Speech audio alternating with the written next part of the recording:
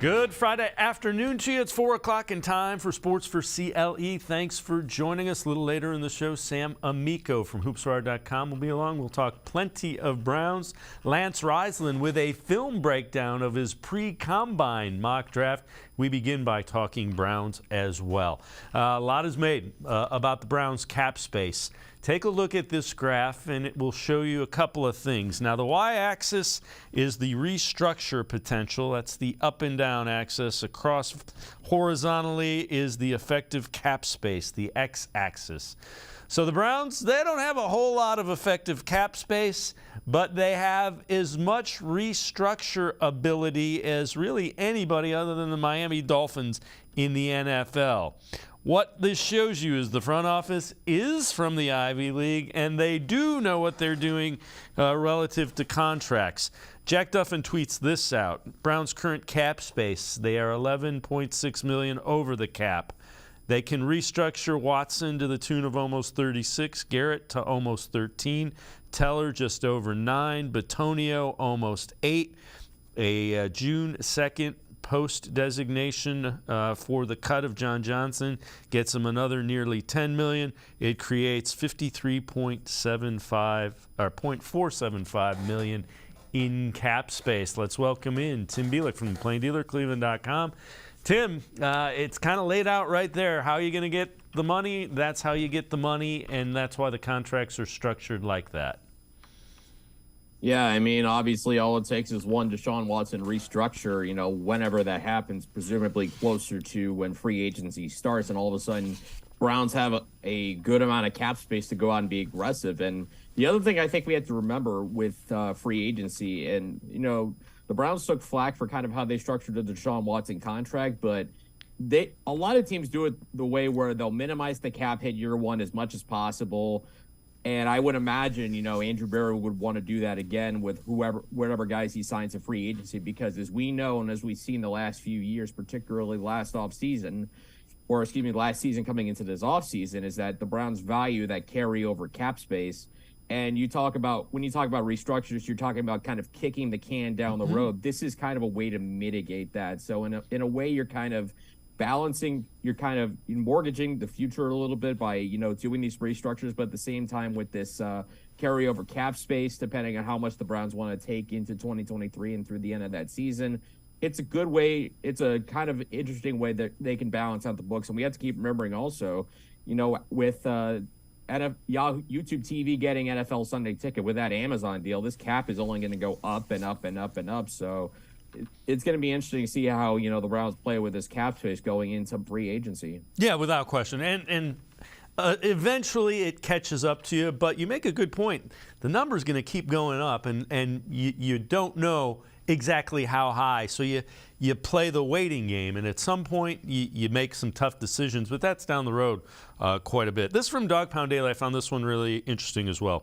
3 moves Andrew Berry surely regrets. Number 3, Richard LeCount was taken with safety Talano Hufanga on the board. LeCount is already gone. Hufanga just made his first Pro Bowl after starting 17 games for Sanford. Okay, there's probably 31 teams that regret not taking him a little bit earlier than the 49ers did. That one, I don't know about. Number 2, big free agent contracts. 4-year, $44 million deal with Austin Hooper. 3-year, $33.75 million deal with John Johnson. Okay, those are 2 misses without question. There were also a couple pretty good free agent signings. Number 1, taking Anthony Schwartz over Amon-Ra St. Brown, who has become a really good wide receiver for the Lions. That one I can see that that one's a head scratcher. But I think you were looking and you got enamored with Anthony Schwartz's speed without question. I know I did. Yeah, I mean, everybody did. I mean, he was the fastest player in college football, the year he came out, the year before he went into the draft. So no question, that speed was tantalizing. But I still remember sitting there on draft night, when, they were looking at receiver. I thought Amon-Ra St. Brown, I really liked him coming out of USC. I thought he would have been a great pick. And, when they took Anthony Schwartz, I was kind of thinking in my head, okay, speed receiver, I get it. I would have gone with St. Brown, and, 2 years later, St. Brown is one of the better young receivers in the NFL. He's putting up some great numbers with the Lions the last few seasons, and Schwartz has had, injury issues, consistency issues. That to me is kind of like the biggest miss for me. I can't really look at passing on Talanoa Hufanga for Richard LeCount because that's a 5th-round pick. I mean, you said it, all 31 teams passed on him. We're talking probably 3, 4, 5, maybe even some cases 6 times passing on Talanoa Hufanga. So, I mean, that's any GM would be looking at that. Every GM is probably looking at those 5th and 6th round picks as throws at the dartboard. That case, it was just John Lynch hitting the bullseye while everybody else was kind of hitting the 2s or the 3s. Well, and remember, Donovan Peoples-Jones was a 6th-round pick, so it's not like Andrew Berry hasn't hit a couple of doubles with his late-round picks. So, yeah, but the Amon-Ra St. Brown one is one that's a head-scratcher, too. All right, here, this one's kind of off the wall. Bold offseason moves for every NFL team by ESPN.com. For the Browns, they say trade Nick Chubb. Chubb's cap hit triples in 2023, nearly $15 million. Age 27, remains a highly desirable asset, rare among running backs playing under a second contract. Cleveland has precious few tradable pieces and thus should deal Chubb while he retains his value and getting a strong return. I couldn't disagree with one. That's a bad idea. If you think you are contending for a AFC North division title and it's the last guy in the world you trade is Nick Chubb, because who's going to be the running threat? You have rookies behind him. So you better get a whole lot if you're trading Nick Chubb at this point. I agree. The only way you're doing it is if someone blows you away with a Godfather offer, the one you can't refuse. Something better than what the Panthers got from the 49ers for Christian McCaffrey. And I'm not trying to say Nick Chubb is definitely better than Christian McCaffrey. I would have those two guys very even. But you saw just the impact Christian McCaffrey had when he went to San Francisco. And I'm sure the 49ers don't regret that trade right now. But when it comes to Nick Chubb, yeah, obviously he's still playing at an extremely high level. I mean, there's the old saying, I guess, in sports, I think Bill Belichick was famous for doing this with the Patriots, is you rather move on from a guy a year too early than a year too late. I think, GMs should always listen to these kind of situations. You never hang up on a trade-off. You never hang up when someone's saying, like, hey, I want to propose a trade. You always listen because you never know when you get an offer that you can't possibly say no to. But I agree with you. It would take a lot, I think, for people to be willing, Browns fans to be happy if they decided to move on from Nick Chubb. The only way I think it would make sense is say, like, some team in the top 10 was offering their first-round pick for Nick Chubb, and then you turn right around, you draft Bijan Robinson from Texas, who's the best back in this draft. He could be as good as Nick Chubb, and then all of a sudden you got a very talented young rookie running back on a super cheap deal, which that would really be the only way I would see that work. But then again, we're talking about, 1 in 1,000 type of situation, and I highly doubt it. So probably get used to seeing Nick Chubb for at least the next couple seasons. Yeah, I would agree. And again, I know Nick Chubb makes more money than the Browns really want to allocate to the running back position. But the reason they're doing it is because he's Nick Chubb, and they like what he stands for. All right, let's head to the voicemail of Truth and Reason. Yes, this is Richard from Canton, Ohio, and I'm going to comment on the whole Kareem Hunt, Jerome Ford thing. Keep Kareem Hunt in Cleveland. If he's healthy, give him a shot. Because for him and Nick, that's the best backfield Cleveland's ever had. And sign a fullback, definitely. Other than that, I would say use all three of them, Chubb, Hunt, and Ford. Thanks. Go Browns. As always, appreciate all of the voicemails.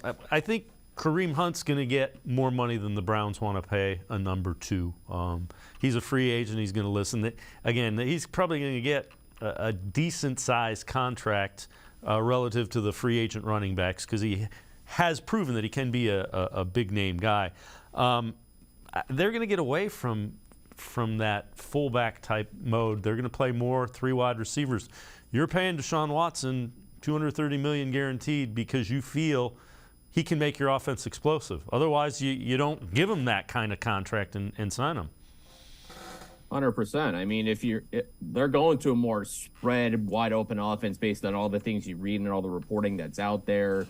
I mean, if they go with someone in the fullback role, it probably makes more sense right now to put, a third-string tight end back there or your third or fourth guard in there. to kind of be in that fullback role. I mean, Baltimore's got a 300-pound plus running back and Patrick Ricard, and who's to say you can't take a guard and put him back in that fullback position in certain situations if that's what you really want to do. But I just look at they're gonna, like you said, going 3, 4, possibly 5 receivers more often. There's just no room for a fullback when you got to carry more receivers. And when it comes to Kareem Hunt, I think he obviously was productive when he was with Cleveland, but with running backs, there's always that short shelf life, and you wonder, how much Kareem Hunt kind of has in the tank. Whereas a guy like Jerome Ford, fresh out of college, he showed you plenty of flashes, particularly in the preseason and in the return game. I think he's worth kind of giving an audition to as the number 2 back. Maybe, as I've kind of said, you look for a 3rd down back in the draft, maybe sometime in day 3.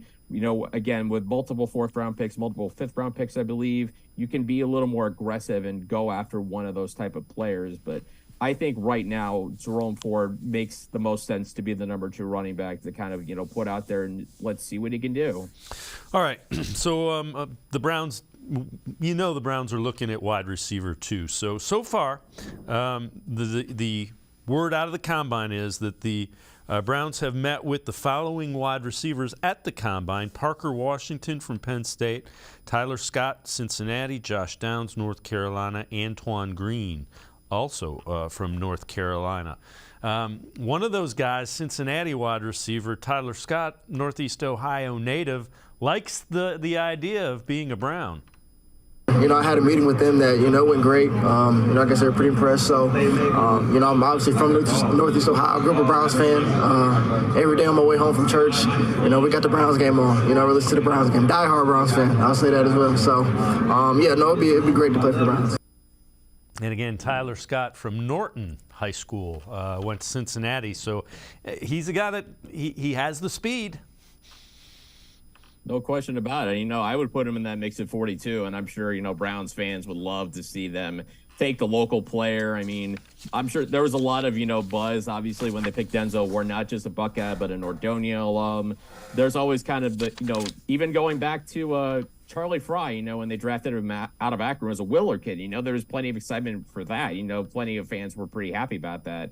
That shouldn't be the judging point in taking a player in the draft, but it's certainly a nice little bonus. But, when you look at those 4 receivers, Scott and Downs look to me like the 2 most likely to be, second-round guys. Scott's just a pure burner with plenty of athletic ability. I like Downs a lot. He may not be as fast as Scott, but I think he has a really good understanding when to rev up the engine, when to slow it down, and that's why he can create some separation. I look at Parker Washington, may not be kind of in that cluster just because I don't know what kind of speed he really has. He didn't put up big numbers really at Penn State. I'm not sure if he's got the kind of burn ability that you expect that the Browns should be looking for the receiver position. The comparison I've seen is, running back and a receiver body. Nothing wrong with that. Maybe just not kind of what the Browns were looking for. And even just taking a quick look at Antoine Green, the big thing that comes out with him is it's about speed. He's a deep threat. We've said it before, the Browns need a deep threat, a receiver. Maybe if they don't go receiver, say in rounds 2, 3, or 4, whatever, maybe he's a guy they take a pick on one of those final rounds. Tim Bielik and I are going to step aside, take a quick time out. Other side of the break, we head back to the voicemail of Truth and Reason, look at some free agents. Sports4CLE, be right back. Stay with us. The Ohio Lottery Partners in Education program recognizes role model students and teachers from across Ohio. Nominations can now be done completely online. To nominate a deserving teacher or student, go to ohiolottery.com. In the About section, find Partners in Education. There you will find links to the nomination forms. Students, kindergarten through 12th grade, can be academic all-stars. Teachers can be honored as a Teacher of the Month. The Ohio Lottery Partners in Education, where stars shine. The Greater Cleveland Sports Hall of Fame celebrates the star athletes and notable sports figures who were born or have made their home in Greater Cleveland. It tells the story of discipline, commitment, perseverance, sportsmanship, and excellence in achievement. It encourages and inspires those who believe in sport and its direct impact on the well-being of our community. Go to clevelandsportshall.com or follow us on Twitter at GCLE Sports HOF for more details.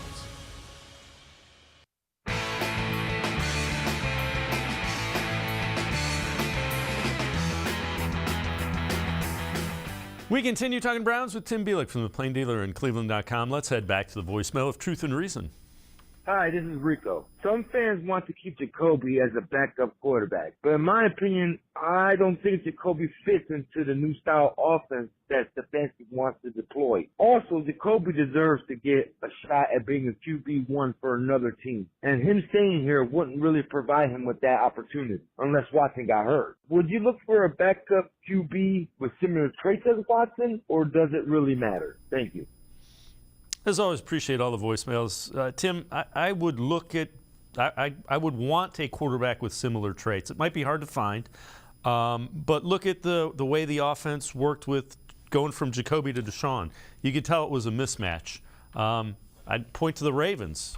Huntley and Lamar can run a similar style offense. Yeah, and that might even just be how they approach it in the future. Say if they want to get a backup quarterback in a year or two for Deshaun Watson, they probably would want a guy who plays on a similar type of offense, a spread out offense out of college, developable tools that maybe you can kind of work with over a couple of years. Maybe if Watson gets hurt, for example, you throw him in a spot start and you don't have to really change a lot, because when you look at the offense, from when Jacoby Brissett was playing to when Deshaun Watson was playing, they ran a lot of different concepts. They ran more, read option type plays, RPOs, those type of things that Jacoby Brissett just isn't quite comfortable running. He's more comfortable kind of in that, traditional pro style offense. And I think that kind of philosophical shift mid-season had a lot to do with why the offense was struggling a little bit, why he wasn't looking as crisp as it was in the beginning of the season with Jacoby Brissett. That combined with obviously Deshaun Watson having to knock off almost 2 years of rust. So when you look at trying to find a backup for Watson, I mean, a guy like Gardner Minshew, if he hits free agency, is a guy that really interests me. I mean, he played at Washington State in that air raid offense, coached by the late Mike Leach. So obviously there's a lot of potential there, I think. But even if people want to keep Jacoby Brissett as a quarterback, he may have priced himself out of Cleveland based on how he played in those first 11 games. Yeah, and good for him. He should get a chance to be a starting quarterback somewhere. All right, let's look at some defensive tackles. So word out of the combine is Draymond Jones is likely to command $15 to $17 million a year in free agency. This is from Jack Duffin again. So that's not going to fly with the Browns. We've told you 53-ish million is what they may have in the cap. Realistic defensive tackle free agents: Matt Ioannidis, Onyemata from the Saints, Rankins from the Jets, and Reed as well. And I tend to agree. Those are kind of the levels that if you can get a couple of those guys, I think your defensive line has gone a long way to getting solid. Yeah, they don't necessarily need elite defensive tackles. They need solid veterans, serviceable guys who can start and possibly, maybe playing alongside Myles Garrett opens up a different level of their game than they had before. And with what Jim Schwartz brings to the table with the wide nine scheme, if he brings that to Cleveland, probably asks the defensive tackles take on a little more responsibility. So we'll kind of see where he goes with that. And like you said, obviously, with what Draymond Jones wants on the market, that's probably not going to happen in Cleveland unless he were willing to take some kind of hometown discount, which I don't know if that's possible. I mean, you're an NFL player. If you make it to your second contract, you pretty much have that shot to cash in and set yourself for life and even your children for life and those different sorts of things. So that would make perfect sense if Draymond Jones just kind of was, just out of the range. But, Matt Ioannidis, Sheldon Rankins, good veteran defensive tackles. Those are guys I would really take a look at, coming out of free agency. All right. So this also from Jack Duffin. Again, if you don't, follow him on Twitter. Always really good stuff. Expect a Watson restructure to come after March 7th. Why? Since Lamar's exclusive franchise is the average of the top 5 quarterbacks, if they wait to restructure it until after he's franchised, it costs the Ravens an extra $3.748 million just by waiting. So again, everything relative to the salary cap and restructuring is strategic. That's a great strategy. That's probably the price of one of those middle-of-the-road defensive tackles or one of the veteran lower-end free agent wide receivers. 100%. And, like you said, I don't really think there's much coincidence when it comes to, planning contracts in certain situations. We've seen the drama that's come out of Baltimore with, are they going to sign Lamar Jackson? Are they going to give him the money he wants, or are they just going to franchise him? And then, let this whole thing play out another season or whatever happens. I mean, I personally have a hard time seeing Lamar Jackson leave Baltimore until it actually happens. That's kind of where I stand with that. But, every little thing I think kind of matters. And, that little bit of, if you have to make the Ravens pay an extra almost $4 million on their cap by tying Lamar Jackson to a slightly higher salary, like you said, it's a key player that gets kind of taken off their free agency board. And, when you're competing with a division rival, every little advantage you can get matters, especially, when you're all competing for a division title. And we know the AFC North is as tough as they come in the NFL. So any little advantage you can get over the other three teams you play within your division is something you have to try and exploit as much as you can. All right, this comes from Jared Mueller, the Dogs by Nature. Veteran free agents, potential trade targets are excited about playing with Deshaun Watson, Myles Garrett, Nick Chubb, and they're impressed by the addition of Jim Schwartz and Bubba Ventrone. And again, those were the things that you heard at the Combine where, I was earlier this week. And I get it. Jim Schwartz is a guy that has a great reputation. Same thing with Bubba Ventrone. The folks that in Indianapolis think he is a head coach candidate. He's a guy that is in waiting to become a head coach. And, yeah, players want to play where they think guys are going to help them get better. Deshaun Watson, Myles Garrett fall into that category. Yeah, I mean, it goes to show just kind of, the impact that has happened with the Browns upgrading on both coordinator spots, going from Joe Woods to Jim Schwartz, who, like you said, has a pedigree, has a Super Bowl ring, he's got head coaching experience. Those are the kind of things that are important. And, of course, going from Mike Preferred to Bubba Ventrone as a special teams coordinator, he did a great job with the Colts. Like you said, could be a future head coach. There's a lot to be said, I think, for upgrading those two coordinators, because those two units of the Browns last year were the source of a lot of problems. And, those two units contributed a lot to the reason they were 7-10 and were a disappointment that season. And like you said also about, the playing with Deshaun Watson, Myles Garrett, and Nick Chubb, I mean, it's the same thing in like any sport. Players always want to go play with great players. The more great players you have, the more enticing you probably become to a free agent or, a players entering the league via the draft. It's just a more appealing destination when there's already stars in place that you feel have a chance to take you to a different level. Tim Bielik, Plain Dealer and cleveland.com, as always. Thanks so much for the time and the insight. Appreciate it very much, Tim. Yeah, thanks for having me, guys. Have a good weekend. All right, Tim Bielik, make sure you check him out. Pages of the Plain Dealer as well as cleveland.com. We're going to step aside, take a quick time out. Other side of the break, Lance Reisland, a film breakdown of his pre-combine mock draft for the Browns. All of their picks, that's coming up on Sports4CLE. Stay with us. Come back to go forward. Back to learning new things. Back to pursuing your dreams. Tri-C has flexible learning options to fit your life. And every year, more than 1,000 local companies provide Tri-C students with real-world learning. The right education can boost your lifetime earning power by hundreds of thousands of dollars. Start now with a college education you can afford. Tri-C, where futures begin.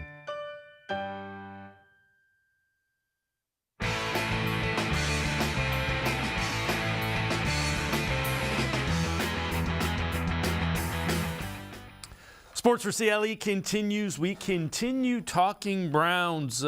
Combine in full swing. It will wrap up early next week. So a pre-combine mock draft. Let's welcome in Lance Reisland. He put together this mock draft. Lance, no first-round pick. Second-round pick doesn't happen until 43. The thought here is kind of addressing some needs. Take us through who you like in that second round, pick number 43. Well, I like Monty Smith out of Michigan. He's a big guy, 6'3", 337. I guess his combine stuff is going to be just absolutely ridiculous. At Michigan, he benched 325 for 22 reps. He's a vertical guy at 33.5 inches. He ran a 4.41 shuttle. He's kind of that athletic freak that everybody talks about. This play here, you can see him just kind of get down the line, great lateral movement, locate the running back, make a play. I think he's got the highest ceiling in the draft as a defensive lineman. Now, whether that correlates, some of those guys, I like guys on film more than I like guys in the combine. I know they have to be big and fast and run well and do those things. Some guys are just really good on the football field. Mozzie's one of those guys. He can run. Just a big guy. I think he's got a great future. Yeah, and again, you mentioned a 33.6 vertical is what they're expecting, and this is a 6'3", 337-pound guy, a defensive tackle. Doesn't have a lot of production, which is why he may be there in the second round. Third round, pick number 99, another area of need, wide receiver. Who are you going with, and what do you like about this guy? Well, we talked about him last week, a couple weeks ago. Tyler Scott from Cincinnati, 5'11", 185. Had a very productive year, 54 receptions for 899 yards. He's a guy who can play inside or outside. He's a vertical threat the Browns need. He's a 4.29 40 guy. He'll be one of the faster guys at the combine. He gives you that sudden, twitchy guy that the Browns need in the slot. He wasn't using the slot a ton at Cincinnati, but I think he's a guy who'll be an outstanding slot. He's a little undersized at 5'11", but I think he gives the Browns what they need inside and gives Deshaun Watson that slot, that guy who can get the easy yards that we've talked about before. The Browns need easy yards. Tyler Scott can get you some easy yards. Yeah, you see the explosion, and he's running away from defensive backs as he accelerates there. So a wide receiver who provides some of that needed speed for the Browns. All right, we move on to the fourth round, which is pick 111. Going with an offensive tackle. Tell us who you're going with, what you like. Well, I liked a lot of tackles. I watched a lot of tackles over the last couple weeks. The guy I really like is Jalen Duncan out of Maryland. He's 6'6". He's 300 pounds. You're going to see him here in pass protection first. Then you're going to see him on a pin and pull, get to the edge, which is a classic run that the Browns run down here at the bottom. He's got great feet. The thing I like about an offensive lineman, and everybody has their own kind of things they like and dislike, but I think you can teach a guy who's athletic to be a pass protector. It's tough to teach a guy to be a mauler and a guy who likes physicality. This guy really likes to get physical. The Browns are still going to run the ball very well. It's Stefanski's scheme. So he's a guy who's big, he's physical, he's nasty, and he's really athletic. So the things he lacks in pass protection, he's athletic enough to get taught at the NFL level. So Browns have another pick in the fourth round as well. So picking at 130, you go with a tight end, Payne Durham from Purdue here, second pick in the fourth round. Well, really like this film again. Things he does right here, obviously he's good, run after catch, he breaks tackles. He gives the Browns, he's a big guy who can line up inside as an inline tight end. Him and Njoku can give you 12 personnel, even 13 personnel with Harrison Bryant. He's a bigger guy, can line up outside. The Browns like to go tight end sets and get into spread sets. He's a guy who can play in the slot. He can do a lot of different things. He's very physical at the point of attack. He's a big guy. He's 6'5". He's 255 pounds. So he kind of gives you that inline big guy running that the Browns like to do with their zone and their gap scheme. But he can also get out and do some different things in the pass game. And coming from Jeff Brom's Purdue offense, he'll understand pass concepts, spacing, alignments, formations, personnel groups. He'll understand all that stuff when he gets to the NFL level. So we move on to the fifth round. The Browns have a couple of picks in the fifth round as well. Pick 141, Jay Ward, LSU safety. And keep in mind the Browns have said they're going to move on from John Johnson III earlier this week at the Combine. Well, I really think the Browns need to address this in free agency with some veteran guys that have some skill. But if they're going to go in the draft, I still think they need some depth here. And the guy I really like on film is Jay Ward. Here he is breaking up a pass. The guys they need in this Jim Sports scheme are guys who can play one hi-hat. They're going to be by themselves a lot in the back there. But guys who can be versatile, too. So the guy who I think is going to be down in the box is going to be Delpit. A guy like Jay Ward can be deep, play the free safety, but he can also play down in the box for Delpit. So he's versatile. He's long. He's 6'2". He's 186 pounds. He got long arms. He can play coverage on backs. He can play coverage on tight ends. He can play coverage on slot. He comes from LSU, school that produces a lot of good talent in the secondary. I just like his length. I like his athleticism. And when I think about the Browns safeties now, I think about a guy who's going to be in the back by himself, directing traffic, either playing man or a 1-3 zone, or he's going to be playing a cover 3 match pattern that Jim Sports likes to run. So I think this guy fits the bill athletically. Well, the other thing to keep in mind, Andrew Berry certainly has dipped into the LSU talent pool quite a bit in the draft. All right, the second pick in the 5th round, pick 143. You're going with a guy from Cincinnati, Ivan Pace, linebacker, a little undersized, but a lot of production. Well, I've seen this guy play since his high school days. He's a fantastic player out of Colerain here in Ohio. Senior year, he had 137 tackles, 21 tackles for a loss, 10 quarterback sacks. He's shorter than most NFL brass one. Like you said, he's 6 foot, 235. This guy's a wrestler. This guy is an animal on the football field. He is a tackling machine. Watching his film, he blitzes so well. Here he comes on A-gap. He can blitz. Even though he's shorter, he's stout at 235. He plays with great leverage, great pad level. The Browns are going to be, their defense now is a wide 9 scheme, and they're going to funnel everything into these linebackers. This is the guy that kind of fits the bill with being able to run. This guy's a thumper, though. This guy is physical. He's short, but this guy, don't be misled by his height. He can play. I think he's going to be a steal. I think he'll be around because some people will back off because of height. But there's not a better inside linebacker film in America right now. He's really, really talented. Yeah, All-American at Cincinnati. And the other thing that was interesting at the Combine, when asked who he patterns his game after, he said David Long. That's a linebacker who Jim Schwartz coached. So it'll be interesting to keep an ear out for Ivan Pace. 6th round pick 189. You've got Nick Hampton, Appalachian State edge rusher. Take us through what you see here. Well, the Browns need a lot of help on that opposite Myles Garrett. This is the guy. There's some other guys, but in terms of, I think they have to go defensive tackle early and then get some receiver help. But so they're going to have to find some projects here and some guys who have some talent, have a high ceiling, and maybe take a chance on. This guy has incredible production. He played 46 career games. He had 175 tackles, 26 quarterback sacks, 40 tackles for a loss, 7 forced fumbles. He had 134 quarterback pressures. He's big, he's long, he's 6'3", he's 236. Film I have here, he's going against Texas A&M. I wanted to put him against a Power 5 kind of team.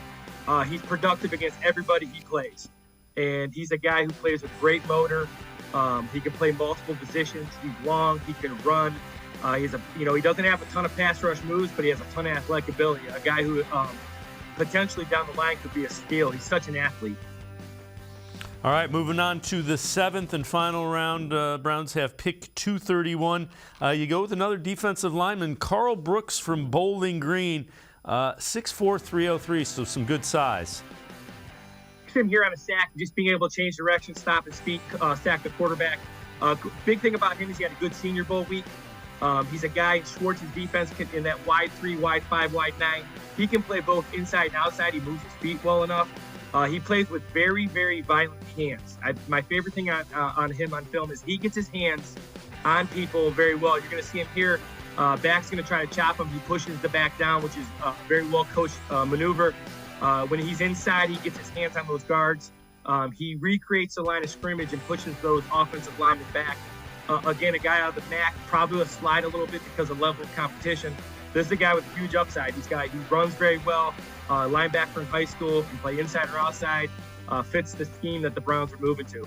Yeah, and the other thing to keep in mind about guys in the MAC, you always find 4, 5, 6 guys in each draft class from the Mid-American Conference that end up making it, that are selected in that 5th, 6th, 7th round of the draft.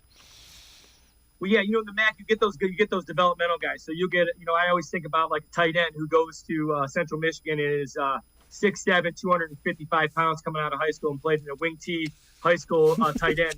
He gets to a big time college, and all of a sudden he gets to Bowling Green, he gets to Kent, he gets to Toledo. He starts lifting weights, and now he's a 6'7", 315-pound tackle with tight end feet, and now he's a pro prospect. So you get a lot of those guys. Obviously, the MAC has produced tons and tons of quarterbacks, skill guys. Like you said, there's always 4 or 5 guys that are going to be very productive in the draft from the MAC. When you look at the mock draft that you did, it seems like there are guys there that can fill needs for the Browns. And I don't know that they'll be plug and play, quote unquote, immediately, but guys that can be rotational help this year for the Browns. going into last year, you didn't think the Browns needed a lot of help in a lot of positions. They were pretty set in most positions you felt going in. This year, obviously, I feel their number one need, without question, is defensive tackle. Dan Labby and Mary Kay Cabot and Ashley, everybody has, people I talk to, they all have different views on needing an edge guy. They need an explosive receiver to help Deshaun Watson out. I think they need a veteran guy and then a guy with some speed. They needed some help at offensive tackle, kind of seeing where Jedrick Wills is going to head. Do they have confidence in him moving forward? And then they need a safety. Obviously, they're getting rid of their JJ3, so they need a guy who's going to play that middle field, free safety for them and play center field and be rangy and be a great tackler, which they need inside. So it's going to be interesting to see how they fill these holes they need. Lance Reisland, as always, appreciate the time and the insight. Thanks very much, Lance. As always, thanks for having me. All right, Lance Reisland, make sure you check him out. Really good film breakdowns, cleveland.com, as well as The Plain Dealer. That was his pre-combine mock draft. We're going to step aside, take a quick timeout. We turn our attention to the Cavs. Sam Amico from hoopswire.com. Straight ahead, we're talking Cavs on Sports4CLE. The Ohio Lottery Partners in Education program recognizes role model students and teachers from across Ohio. Nominations can now be done completely online. To nominate a deserving teacher or student, go to ohiolottery.com. In the About section, find Partners in Education. There you will find links to the nomination forms. Students kindergarten through 12th grade can be academic all-stars. Teachers can be honored as a Teacher of the Month. The Ohio Lottery Partners in Education, where stars shine. The Greater Cleveland Sports Hall of Fame celebrates the star athletes and notable sports figures who were born or have made their home in Greater Cleveland. It tells the story of discipline, commitment, perseverance, sportsmanship, and excellence in achievement. It encourages and inspires those who believe in sport and its direct impact on the well-being of our community. Go to clevelandsportshall.com or follow us on Twitter at GCLE Sports HOF for more details.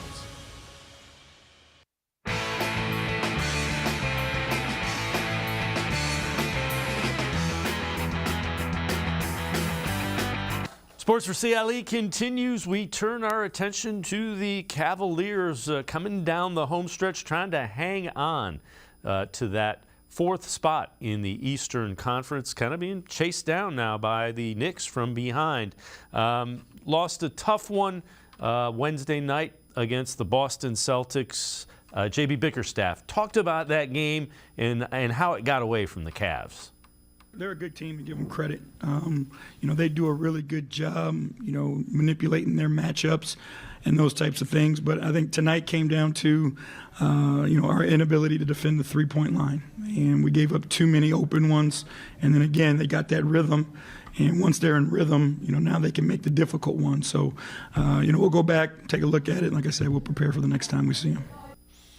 And with that, let's welcome in Sam Amico, hoopswire.com. Sam, next time they'll see him is a couple of days. They have the Pistons and they get the Celtics. I believe it's Monday. Celtics are one of the top teams in the league.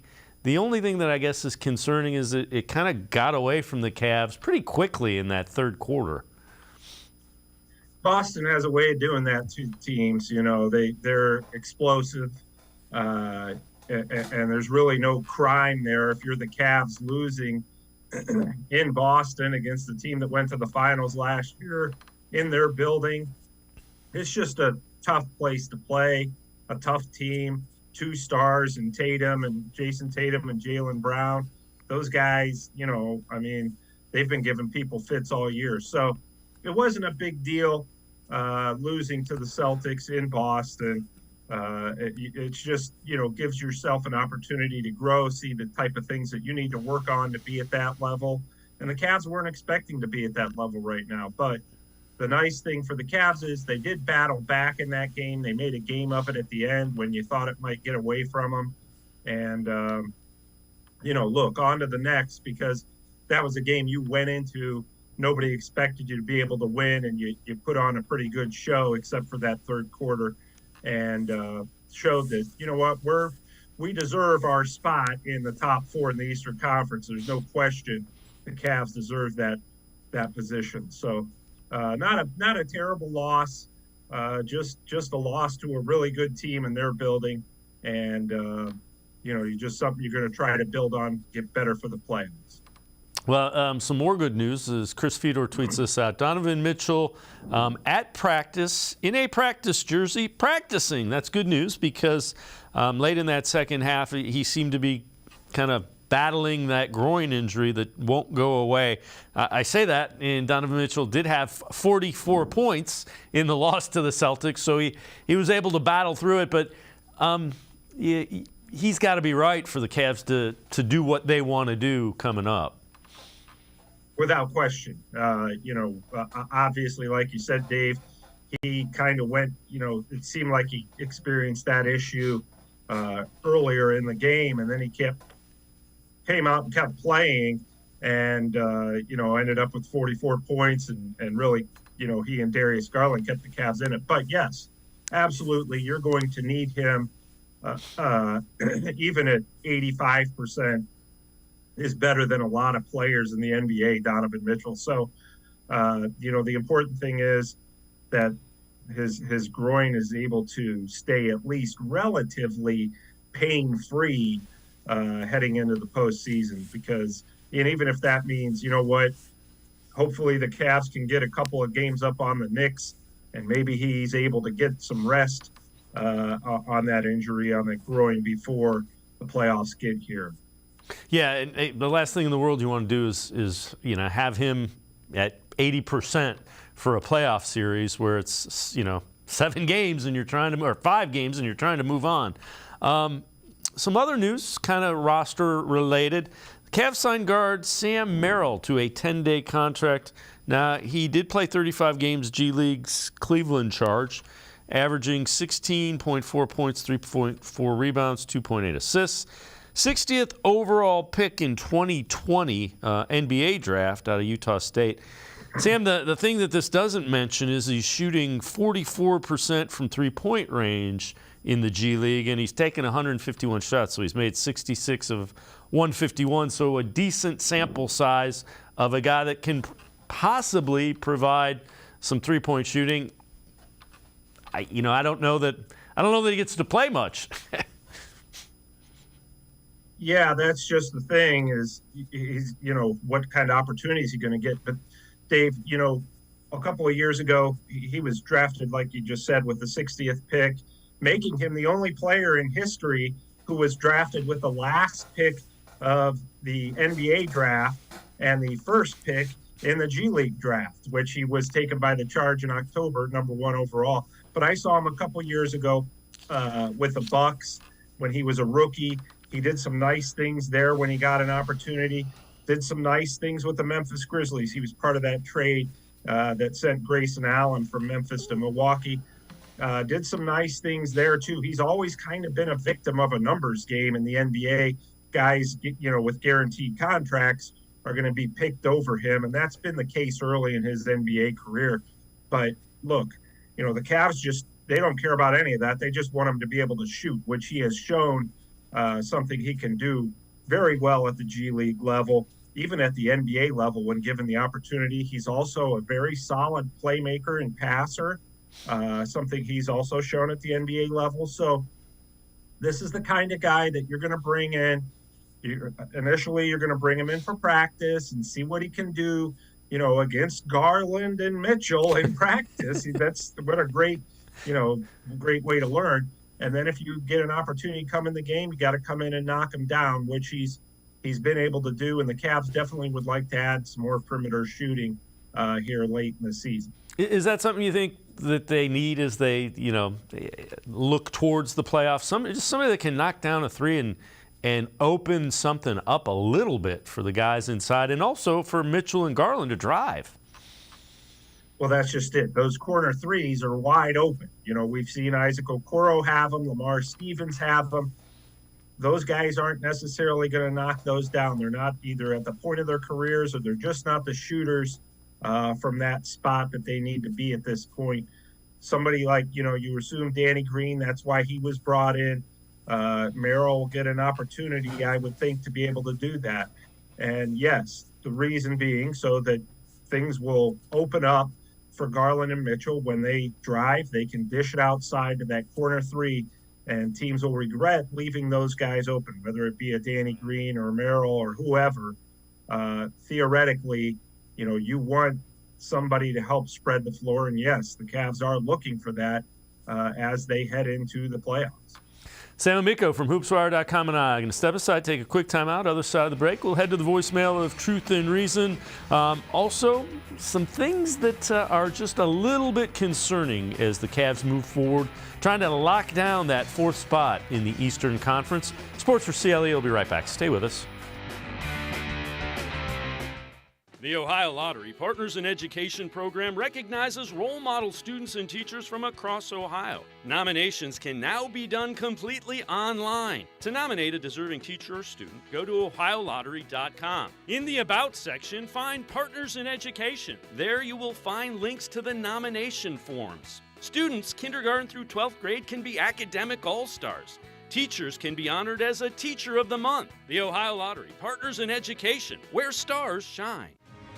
The Greater Cleveland Sports Hall of Fame celebrates the star athletes and notable sports figures who were born or have made their home in Greater Cleveland. It tells the story of discipline, commitment, perseverance, sportsmanship, and excellence in achievement. It encourages and inspires those who believe in sport and its direct impact on the well-being of our community. Go to clevelandsportshall.com or follow us on Twitter at GCLE Sports HOF for more details.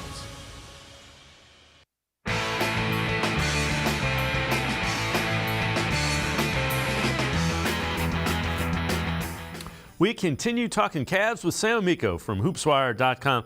Let's head to the voicemail of Truth and Reason. Yes, this is Charles Boykin from Dayton, Ohio. I played college basketball, and every morning we had to get up and shoot 100 free throws and make 75 out of the 100. That means that we had to shoot better free throw percentages. The Cavs lost last night and shot 60%. And they lost. They lost other games where they shot 50%. That's going to hurt them in the playoffs. If they don't shoot any better than that, they won't go far in the playoffs. So that's my question is, what do you think about making them shoot free throws so that they can win basketball games in the playoffs? Thank you. As always, appreciate all the voicemails. Sam, they do that at the end of practice, so they're dead tired when they do it. They shoot endlessly. To the caller's point, he's right. They have to shoot better, but it's not because they're not shooting free throws. They're just not making them. Yeah, he hit the nail on the head. I wrote the same thing in my column the other day. I think they were 13-21 against the Celtics, and this has been an ongoing problem all year. So that caller was right on. It's a very underrated aspect of success. Whether you're going to advance or not in the playoffs, that can impact you. It's not much discussed. We don't see it much being talked about on social media or in the highlight packages, but free throws are such a critical part of the game. And really, if you had made 3 more against the Celtics, say you're 16 of 21 instead of 13 of 21, that's a different ballgame. So it's not just shooting them at the end of practice. Like you said, Dave, they do it all the time at the end of practice. They shoot tons of them. What you got to do, though, it's not good enough to just go up there and shoot them. You've got to be locked in and focused. And, if it's a problem for you, if making free throws is a problem for you, you may need to stay after the shoot around at practice, the long shooting free throws session that goes on after practice. You may need to do it more and lock in a little bit more because that's such a vital part of the game, especially once you get down here toward the end of the regular season. You're fighting for playoff position as well as in the playoffs when these games can kind of be more of a bump and grind and foul and lots of free throw shooting. The Cavs really need to get their act together in that department. That's the one area where I see them and think, you need to pull it together here because this is not something you can continue for the long term. And more of an emphasis needs to be made on that, both from the coaching staff and the players. Yeah, you know what? To your point, though, the players have to do it because you can shoot them all you want. And an NBA player, he needs to have his focus doing it. It has to be like it's a game type of thing, not just getting. Now I'm not just getting my 200 free throws in. It's got to be the same routine and the same rhythm that it would be in a game. You wrote this in one of your Cav dribbles things, and I agree with you wholeheartedly. I always look at this. Since January, Cavs have been getting basically nothing from the bench. I mean, all you have to do is watch. You know, that group comes in and the lead goes. You know, if there is a lead, it basically goes away. Is that another area that you're concerned about? I said there were going to be a couple. And free throws, obviously, they got to get somebody to produce consistently that isn't in that starting five. Yeah, you know, you were kind of hoping to get a little bit more this season from Karis LeVert, who I think's been okay. He's not been bad. He just has not, you know, I don't think he's given them quite the lift that they expected. You're not quite yet going to, and maybe you never will get the lift that you were hoping for from Ricky Rubio. I mean, age and injury may have taken a toll. Maybe he just needs more time to bounce back from, you know, knee surgery. Sometimes that's the case. He's, again, not been bad, just not what you were hoping for. So those two aside, you know, Dean Wade, Chetty, Lamar Stevens, when given an opportunity, and Isaac Okoro, who's a starter, just nothing consistent from any of those guys, you know. So maybe at this point you give them a few more weeks, and if it's still going on, which I suspect it will be, you know, then you start breaking in more often Danny Green, who's got a ton of playoff experience and can probably help you more in those situations. You know, and you take a longer look at guys like Merrill, who, you know, has some momentum coming into the Cavs. Granted, 10-day contract, hasn't proven anything in the NBA. Now's his chance, you know. So that's an issue, you know, as is the depth in the front court. You're not getting a lot beyond Mobley and Allen up front. So, yeah, that's a little bit of a concern. The nice thing is the Cavs have been able to kind of weather that as a team because, you know, their core four and Mobley and Allen and Garland and Mitchell are so good. But in order to advance in the playoffs, that's a big thing. You know, teams that advance in the playoffs typically have 2 or 3 very consistent role players, you know, helping out their stars. And I would venture to say the Cavs clearly aren't there. Yeah, that's one area that if they're going to advance, a couple of those guys not named, Mitchell or Garland or Allen or Mobley, are going to have to score 10, 8, 10, 12 points pretty consistently. All right, before I let you go, this is kind of interesting. This is from StatMuse. Cavs bigs this season, the two guys that we did say, Mobley and Allen, really kind of taking it to the next level. So Mobley, 15.9, 8.9, 1.3 blocks, 55% from the field. Allen, almost 15 a game. Round up, and it's 10 rebounds a game, 1.3 blocks, 65%. He's approaching kind of Wilt Chamberlain field goal percentage range there because of the way he plays the game and scores inside. My point is those two bigs, really good. And keep in mind, Mobley's what, 22? Yeah. I think that Mobley seemed like he was kind of finding his way a little bit after the addition of Mitchell at the beginning of the season. He's been, since about January, middle of January, been very good. He was good before that. He's just, I think, taken his game to another level, kind of broken through a little bit lately. Even on nights where he doesn't have big scoring nights, he's doing so many of the other things, and that's, you know, rebounding, really creating havoc at the defensive end and keeping the ball moving. So I think Mobley has come along very nicely and is only going to keep getting better theoretically. So, you know, as for Jared Allen, I mean, yes, the defense has been spectacular. The fact that he's shooting 65% from the field really shows you that he's taking and making only really good shots. You know, I saw a play the other day against the Celtics where he's been hitting, or Darius Garland hit him with a pass, and Allen hit one of these little floaters. He just seems so much more comfortable doing more, Jared Allen, than just, you know, finishing on the break or cleaning up other people's missed shots. He seems to be just more fluid and comfortable in terms of, you know, getting the ball, making a move, and finishing with a nice shot more than just a dunk, hitting those 5-10 foot floaters or shots. So, you know, look, Jared Allen's totally unselfish. Doesn't really seem to care how much he scores. He's just really one of the most underrated big men, I think, in the NBA because of those things. He does everything well without forcing a thing. Yeah, I agree with you wholeheartedly. And, you know, and again, he's a younger guy that's ascending as well. Sam Amico, as always, great stuff. Thanks so much for the time and insight. Appreciate it very much, Sam.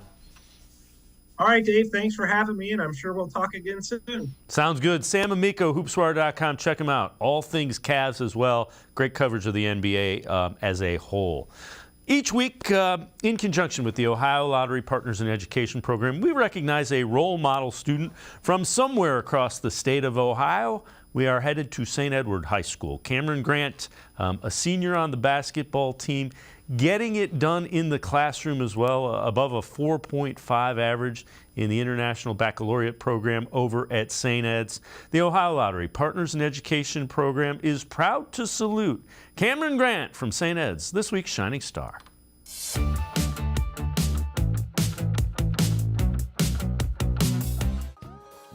At 6'7", 210 pounds, St. Edward senior Cameron Grant has the look of a Division I college basketball player. Watch him on the court, and there's a focus and intensity that makes Grant stand out. Playing hard and bringing energy is definitely a top thing that I really try to focus on. And in just doing that, I think it creates a lot of offense and offensive opportunities. And when I do that and we all do that, it kind of creates energy for the team as a whole. And I think that's a big thing in our kind of defense and our motto of just kind of playing hard and getting up into everyone and kind of applying pressure to the defense. Near the basket, you can tell Grant has a great feel for the game. Good footwork and the ability to finish with either hand. Nonstop work, night in, night out, more early mornings, late nights. So I think just kind of all around, I try to get as much as shots, most work down low as I can. So just kind of finishing through contact, I think that's a big thing, not being soft, make sure you're tough. It's definitely a key thing because as you get higher and you go to the next level, there's bigger guys, stronger guys. So I think finishing and being tough with the ball down low is definitely a key aspect. What a lot of people don't know about Cam is he's pretty good defensively. I mean, he's got some great length to him. He affects a lot of shots. He moves his feet really well. So he's kind of that sneaky athletic kind of player with his length that poses a lot of problems, especially at this level. And I think that's why he's a Division I type player, because of his body type and the way he's able to move defensively. Offensively, you know, you can shoot the ball at 6'7". He's a good passer, understands the game. So when you put that intelligence along with that skill set, it's a pretty good combination. One thing that separates Grant from many low post players, he's a 6'7" big guy that can go outside and hit a three-pointer consistently. I take a lot of pride. I work on it every single night. I'm in the gym shooting a lot, so I get about 300 shots up. So that's definitely something that I take pride in. His development has caught the eyes of colleges across the country. He'll be headed to Stanford to play his college basketball next season. That was definitely the dream school. I absolutely love it. I was able to go out there a few days ago, I think last weekend, so it was wonderful. The campus is amazing. The coaches are so nice. So I think just being in that culture and knowing that I'm going to get a great education but also be able to play the sport I love is something that I really want to do. We talk about a combination type player, which he is. He's also a great combination type kid. I mean, the academics in the classroom, you know, how he handles himself on the court, just the type of person that he is. He's just got a lot of good things going for him, and yet, you know, that's why a school like Stanford came calling. Academics are obviously important to Cameron. He carries a 4.72 grade point average at St. Ed's with a challenging course load in the school's International Baccalaureate program. The education aspect was one of the main reasons he chose Stanford. Grades are important. Grades are so important.